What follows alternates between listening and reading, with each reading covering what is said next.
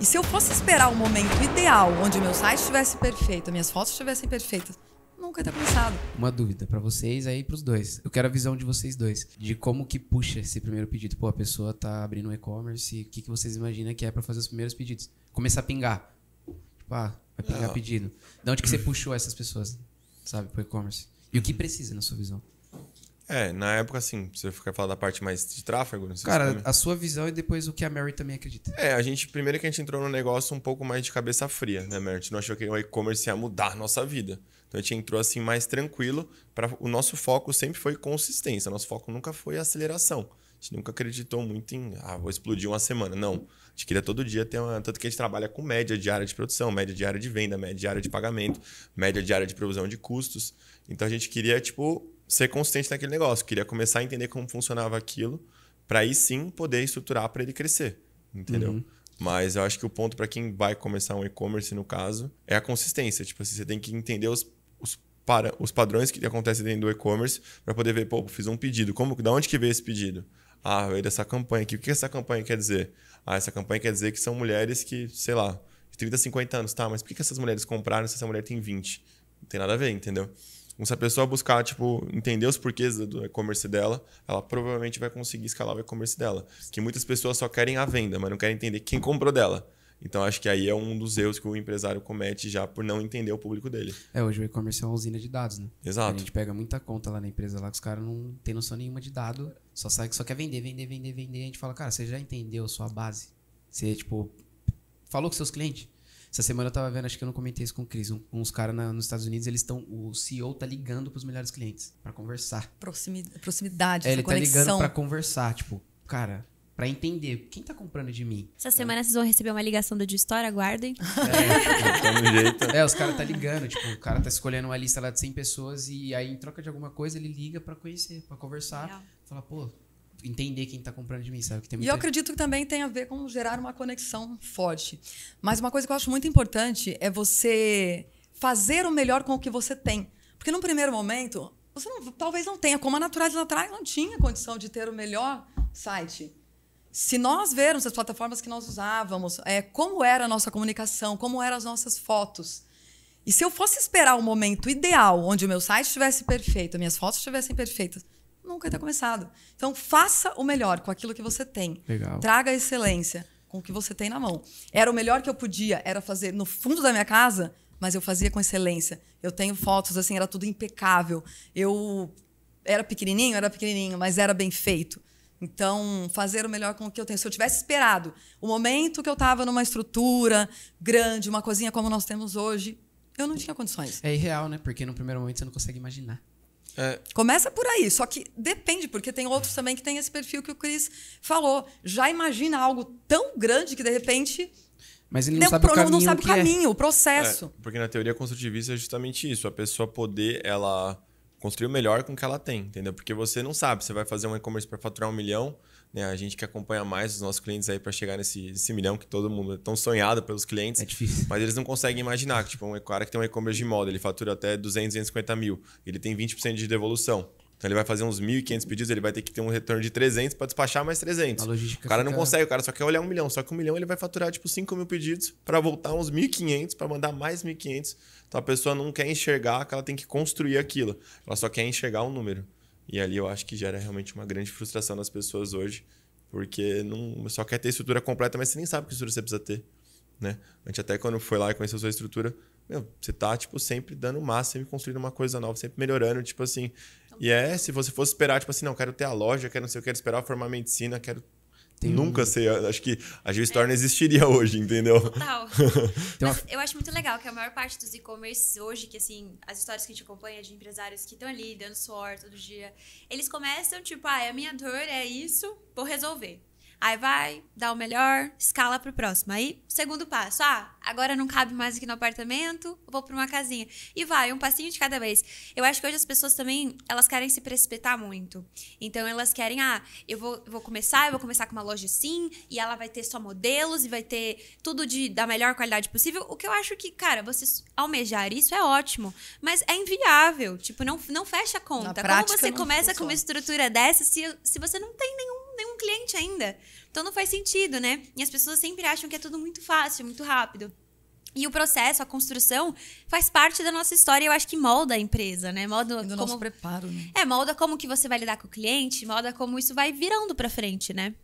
E uma dúvida de vocês que vocês começaram me contando no começo, e eu fiquei com isso pra perguntar. Vocês queriam uma coisa bem saudável, né? A empresa sempre foi nesse nicho saudável.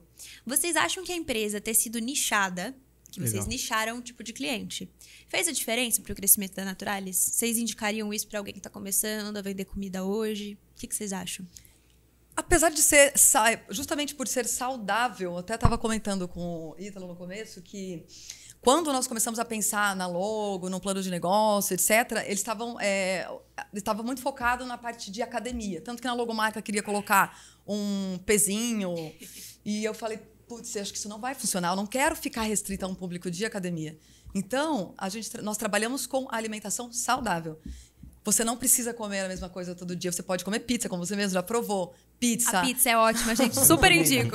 Você pode comer, você não pode... A ideia é que você não abra mão das coisas que você gosta.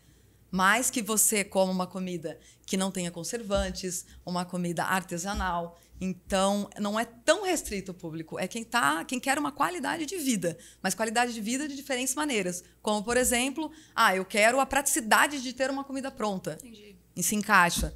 Eu quero emagrecer, se encaixa. Eu quero simplesmente comer uma comida gostosa, se encaixa. Então, não é tão restrito, não é tão nichado assim. Mas a gente também acompanha, de certa forma, esse movimento do mercado na parte saudável. Se você for imaginar, qualquer um que está aqui hoje, há 10 anos atrás, você não ouvia falar de Coca Zero, tinha Coca Light. Então, tipo assim, todo o mercado, você vai no mercado hoje, tem 1 milhão de produtos light. E para quem não sabe, assim, quem começou a vender marmita é o nome marmita fit. Fit, basicamente, ele vem no conceito de ser light, que é redução de calorias e gorduras dentro do mesmo produto. Você pode comer um estrogonofe light de frango com arroz integral, ele tem uma redução de calorias e gorduras, mas basicamente o processo é muito parecido com o original, entendeu? Você já percebeu que as pessoas começaram a entender mais isso. Tanto que você pode ver que hoje você vai no mercado, tem todo tipo da linha diet, light e afins. Então a gente acha que na parte saudável, né, Mary? É um ponto que as pessoas não tem como. A pessoa quer buscar longevidade na vida dela, ela vai ter que ser saudável. Não tem como fugir disso. E agora a gente está falando cada vez mais sobre saúde, né? Principalmente pós-pandemia, que o pessoal tá buscando um estilo de vida, se cuidar um pouco mais, né? A gente teve muitas pessoas que perdemos muitas vidas nesse tempo. E as pessoas estão tentando, eu acho que pós-pandemia, ter uma vida mais saudável. Você vê mais gente nas academias, mais gente tentando uma qualidade de vida. Vocês acham que isso fez diferença para vocês? Vocês estavam no nicho de saúde. Tipo, vocês acham que o pós-pandemia foi um boom no e-commerce de vocês? Na verdade, durante a pandemia também. Durante a pandemia também, com certeza. Mesmo entendendo a parte de dados, assim, nunca existiu uma outra pandemia como essa na época do digital. Então, assim, você fica meio sem referência para analisar dados. Mas o fato é, muitas pessoas ficaram desesperadas e começaram a comprar comida. Ligava lá na Naturalis, manda o que tiver aí, 40, 50, 60. Mas nós já estávamos numa crescente. Mas já estava numa crescente. A pandemia, ela veio assim, calhou para... Realmente, nós conseguimos ter mudado de estrutura e tudo mais, mas já estávamos numa crescente, justamente até pelo e-commerce também, que nessa época tinha já entrado e estava favorecendo bastante as vendas. Quem tinha e-commerce ali decolou, né? Decolou. Eu tenho a questão da fatalidade, mas eu meio que não peguei a pandemia, que eu tava começando na internet. Mas a minha primeira venda que eu fiz foi na pandemia. Eu usei e falei, tá vendo a pandemia? E não é nem só o e-commerce, mas também a questão do delivery. Pensa que restaurantes... Não eram todos que trabalhavam com o delivery. Era a minoria. Todo mundo teve que aprender. Então, todo mundo teve que aprender. Foi um desafio muito grande para todo mundo. E nisso, nós já tínhamos quebrado muito a cabeça, inclusive com a parte de entrega, com a parte de logística. Você já estava com Foi uma parte bem difícil, mas nós já estávamos estruturados. Então, enquanto as pessoas estavam se adaptando a essa realidade, nós já estávamos na frente. Vou fazer uma pergunta em cima disso, né? Tem um lado dos pedidos, aí eu vou perguntar pra Mary, o que você teve que aprender a nível estrutural? Porque muita gente acha que é só colocar um site no ar, fazer um Instagram, colocar tráfego e já era. Você vai vender e o pedido vai sair com um robô de lá e vai chegar na casa da pessoa. Os desafios que você teve estrutural pra, começar a produzir. Então, começou a acontecer isso... Cara, eu tava vendendo 3 pedidos por dia, era isso que eu tive que aprender. Começou a vender 15, era isso que eu tive que aprender. Essa linha do que você na estrutura teve que aprender. Sim, bem desafiador, porque nós não tínhamos uma câmara fria. Então, como eu falei, os pedidos eram feitos conforme a demanda. Então, foi insano, assim. Tinha dias de nós trabalhávamos 18 horas seguidas, assim, numa cozinha, para poder cumprir o prazo. Então, ali teve muito trabalho mesmo, esforço e braçal. Foi na força do braço muita coisa ali. Não tinha condição de sair contratando várias pessoas ao mesmo tempo. Muitas pessoas até falavam para o Cris, mas você é o dono da empresa, como é que você vai fazer entrega? Inclusive até para mim. Quantas vezes? Pô, você é dona da empresa, como é que você fica lavando louça? Eu entendo que realmente, se eu tivesse condições de colocar outra pessoa... Mas eu acredito que não teria funcionado tão bem como funciona hoje. Porque eu passei por todas as etapas da empresa. Então, eu sei o tempo que leva para lavar uma louça, eu sei o tempo que leva para produzir um prato, para cada detalhe eu participei. E uma cozinha industrial é nos detalhes, né? Exatamente. Pura logística, é puro número, Tempo, é pura número. Isso produção. que forma bom empresário. É um empresário que passou por todas as etapas da empresa e sabe fazer tudo. Sabe fazer todos os detalhes, consegue estruturar toda a empresa. Porque você pode cobrar.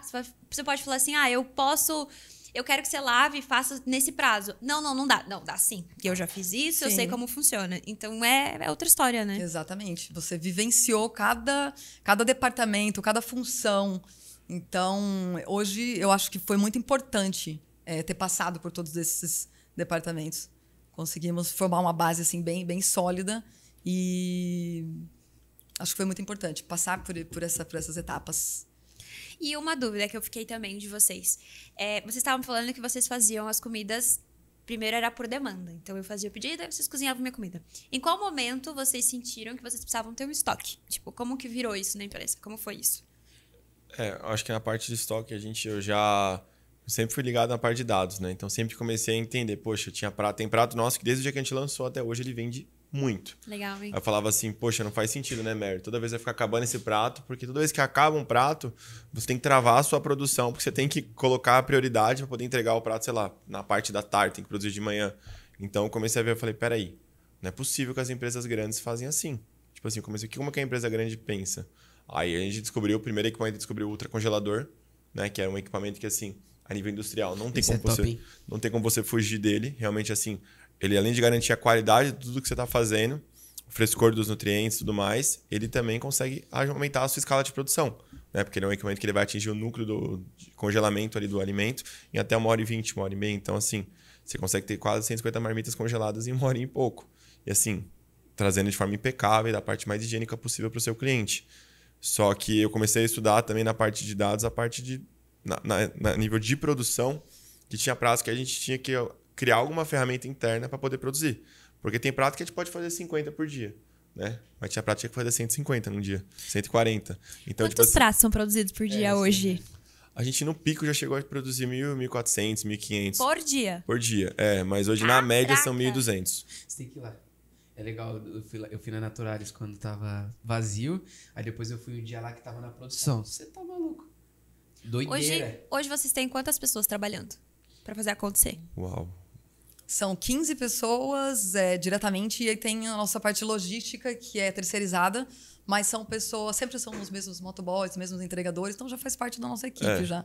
Aí dá uns 8 também a mais, 7, 8. Tem a galera do marketing também. Eu esqueci a galera do marketing. Pode contar. Cara, eu esqueço Esquecemos da vida aqui. Não, tem a área comercial que também não tá ali na cozinha. De umas batente. 30 pessoas. Mas, umas 30, 40 pessoas fazer acontecer o negócio todo. Nossa, legal, que gafe, desculpa. Ô, Cris. Aqui só tem 15. Só 15. Ô, Cris, quando que você conheceu o tráfego pago? Falou, cara, tráfego pago... E você começou a fazer, como que foi os desafios que você passou em cima disso, né? Porque tem muita gente que passa por esse desafio, sabe? Com essa questão de tráfego pago no e-commerce. E o que você entende para fazer dar certo? Tipo, não necessariamente, porque tem muita gente que procura a gente, né? Só querendo fazer, achando que, vou colocar 1.000, vai voltar 50 mil, porque eu ouvi as pessoas falando. Aí eu quero ouvir, tipo, quando você conheceu, o que você... Foi mais ou menos aquela história que eu tinha contado de quando começou a cair um pedido que a gente tava na praia. Que eu falei, eu quero mais desse negócio. Tava trabalhando na praia já. Eu quero começar a entender mais. Comecei a entender o que é. O cara mandava o relatório lá, CPV de tanto, não sei o que. Eu falei, mas gente... Tinha tráfego pago? Naquela época, quando eu comecei o site, eu comecei com o tráfego pago. Alguém te atendia? Alguém me atendia. Mas conta até como foi na agência, lembra? Nós chegamos numa agência e o cara falou, daqui tanto tempo vocês vão estar introduzindo, acho que era 70 mil reais, o cara falou. 70 mil reais. Nós falamos, oi? 70 mil? 70 que é isso? Eu nem sei nem que número é esse. A gente fazia 20 mil na época, acho que no pico 20 mil. Eu falei, 70 mil na internet. Mas esse cara, achei que a agência... Mas como que você chegou nele? Isso é golpe, isso é golpe. Não, a gente tava procurando uma agência, na época não tinha muita agência, né? A gente acabou achando eles ali. Não foi indicação nem nada, foi não meio foi indicação, não, aleatório. Foi pelo Google mesmo. Foi no orgânico, Oi, tudo que bem? eu achei Eu tô ele. precisando de um gestor de tráfego, é isso? É porque a gente precisava de uma agência full service na época, né? Porque a gente não Justo. entendia nada versus nada. Tipo assim, alguém que fizesse social pra gente, alguém que entendesse de tráfego, alguém que desse os insights. Quando a gente foi fazer o site, ele falou, ó, você pode não fechar o site comigo, mas fecha as fotos com o fotógrafo. Isso, porque isso um site, foi muito importante. Um site sem foto não é um site, entendeu? Isso. O que eu ficava maluca com essas... Nós chegamos a visitar acho que umas 4 agências. E nós íamos e eles falavam... Olhava o nosso Instagram, porque na época nós vendíamos razoavelmente bem pelo Instagram, com as fotinhos caseiras ali. E das agências falavam, vocês estão fazendo tudo errado. Isso aqui tá errado, Sério? isso aqui tá errado, isso aqui tá errado, isso aqui tá errado. A ideia era que deixássemos nós em pânico e nós falássemos, nossa, pelo amor de Deus, me salva. Só que nossa, aquilo me repeliu, na verdade, porque eu falei, nós não estamos fazendo tudo errado. Eu posso estar errando em muita coisa. Você tá vendendo, mas em tudo eu não tô errando, porque eu tô... Então, acho que eles queriam trazer essa... Porque tem muita gente que trabalha dessa forma. Você vai num lugar, eles vão criticar o trabalho do outro, ao invés de falar o que você tem de melhor. Aí eu fico até chateada se fala isso do meu. Eu isso, falo, para, quem que é você, né? E várias agências que nós fomos falavam, tá tudo errado, vocês estão fazendo tudo errado. E vocês estavam vendendo, chegou... E tava vendendo. Eu falei, não é possível. No começo eu até falei, caramba, nós estamos fazendo tudo errado mesmo, Cris, não é possível. Mas eu falei, não, peraí, vamos tentar com outro. Daí a gente tentou nessa que acabou ficando conosco. E ele falou, vocês estão errando nisso, vocês estão acertando naquilo. Era o quê? Tá legal. Você lembra? Na comunicação, ele falou assim, a comunicação de vocês no Instagram tá muito boa. Para Instagram funciona, mas para site não funciona. Então, a primeira coisa que vocês vão fazer é um fotógrafo tá aqui. Aí nós falamos, caramba, nós vamos pagar um fotógrafo, imagina um fotógrafo profissional para tirar foto. Não, fica tranquila. E tanto que é um fotógrafo que tá até hoje com a gente, o Vitor. E não, pode ficar tranquilo, ele vai te ajudar e tal. Então, ele deu esse norte do que nós poderíamos fazer para melhorar aquilo que não estava bom, mas não escrachou o nosso negócio e falou que estava... Então, isso foi bem importante, esse insight aí que essa empresa nos deu. Então, ali teve, apesar de a gente ter conseguido aleatoriamente, não tem nada aleatório, sempre tem a mãozinha de Deus ali falando, não, vai lá.